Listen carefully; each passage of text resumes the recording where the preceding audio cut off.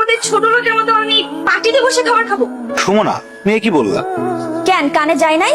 যা শুনছো সেটাই বলছি। ও মা, তুমি যদি ওই পাটিতে বইয়া না খাইতে পারো, আমার ঘরে একটা চেয়ার আছে, অবশ্য পাওটা একটু ভাঙ্গা, তবে তুমি বইসা খাইতে পারবা, অসুবিধা হইব না। স্যার ডাইনা দেই। ভাঙা চেয়ারে বসে সুমনা খাবার খাবে? অসম্ভব। ছি ছি, এসব কি রান্না করছে? এর থেকে তো আমার বাসার কাজের বুয়ারা ভালো রান্না করে খায়। মাকে ভেবে অপমান না করলে হয় না? এটা কোনো রান্না হইলো? তুই খাবারটা খাবা না ঠিক আছে, সেই জন্য তুমি আমাদের রিজিকটা নষ্ট করবা? এই একটা ছোট লোকদের সমস্যা, কিছু বললে তাদের অপমান হয়ে যায়। যত সব ফালতু নাকামি। মাথাটা ঠান্ডা করো।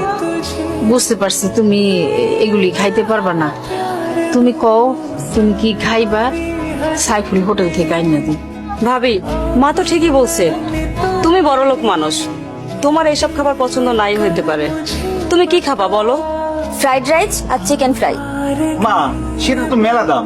আমি সারাদিনে যে ইনকাম করি তা দিয়ে তো এক প্লেট ফ্রাইড রাইসও হবে না। এই বাসি পচা গন্ধ খাবার তুমি কোথা থেকে এনেছো? ওই যে আমাকে 3 রাস্তার মোড়ে যে দোকানটা আছে না, সুন্দর করে ওই দোকান থেকে আনছি। আমার সামনে নিজে বানাই দিছে। আমি কি ফুটপাতের খাবার খামি? তোর কাছে বড় কোনো চাইনিজ রেস্টুরেন্ট চোখে পড়ে নাই? মানে তোকে বিয়ে করছি বলে কি তুই আমার লেভেলটা ফুটপাতে নামে আনছোস? বউ, তুমি তো জানো আমি একজন গরিব সবজির দোকানদার। সবজি বিক্রি করে যা ইনকাম করি, তা তো বড় রেস্টুরেন্ট থেকে খাবার কেনার মতো সামর্থ্য আমার নাই। হারাম জাদা, তাই বলে কি তুই আমাকে ফুটপাত থেকে খাবার এনে খাওয়াবি? ধর, তোর খাবার তুই খা। তুই এরকম কষ্ট করে আর কতদিন পার করবি? তোরে তো বউ সম্মানও দেন। আর যা মনে হইতেছে বউরে দেখে মনে হয় না বউ সংসার করবে। কি মনে হয় তোর তালাকে নিতে চাই। এখানে বালিশের পরিবর্তে ইট কে? আমি রাখছি যাতে তোমার মাথা থেকে রক্ত বের হয়। মানে তুমি আমরা খুন করতে চাও? হ্যাঁ, করতে চাই। প্রয়োজন পড়লে তাই করব। আমার ডিভোর্স চাই। বউ, ডিভোর্স ছাড়া তুমি যা চাইবা তাই পাবা।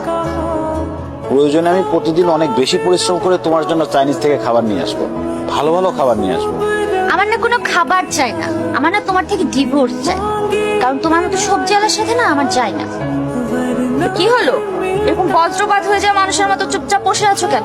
কি বলছি কানে যায় নাই? জি, গেছে।